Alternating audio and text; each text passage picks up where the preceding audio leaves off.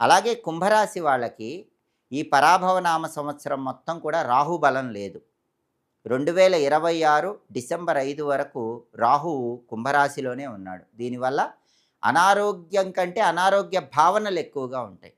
వ్యక్తుల్ని నమ్మి మోసపోయే అవకాశం ఉంటుంది.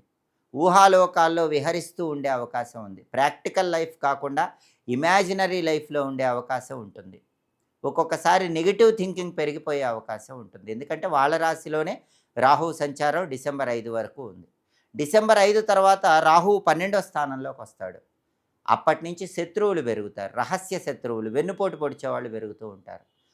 డబ్బు ఎక్కువ ఖర్చు చేస్తూ ఉంటారు. రూపాయి ఖర్చు పెట్టాల్సిన చోట రూ. 10 ఖర్చు చేస్తూ ఉంటారు.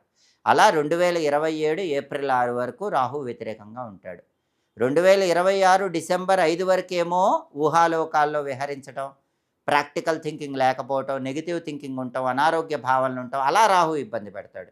డిసెంబర్ 5 తర్వాతేమో శత్రువులు పెరగటం, డబ్బులు ఎక్కువ ఖర్చు చేయటం, అలాంటి సమస్యలు ఇస్తాడు. అంటే మొత్తం మీద పరాభవనామ సంవత్సరంలో రాహు బలం లేదు కాబట్టి కుంభరాశి వాళ్ళు శనివారం పూట, ఆదివారం పూట ఎప్పుడు వీలైతే అప్పుడు శని, ఆదివారాల్లో దుర్గాదేవి ఆలయ దర్శనం చేసుకోండి. దుర్గాదేవి ఆలయంలో నిమ్మకాయ దీపాలు వెలిగించుకోండి. శని, ఆదివారాల్లో దుర్గాదేవి కుంకుమార్చన చేయించుకోండి. లేదా శివలింగం ఇంట్లో ఉంటే శని, ఆదివారాల్లో తేనెతో కానీ, చెరకు రసంతో కానీ శివలింగానికి అభిషేకం చేసుకోండి. అప్పుడు రాహువు ఇచ్చే వ్యతిరేక ఫలితాలు తొలగిపోతాయి.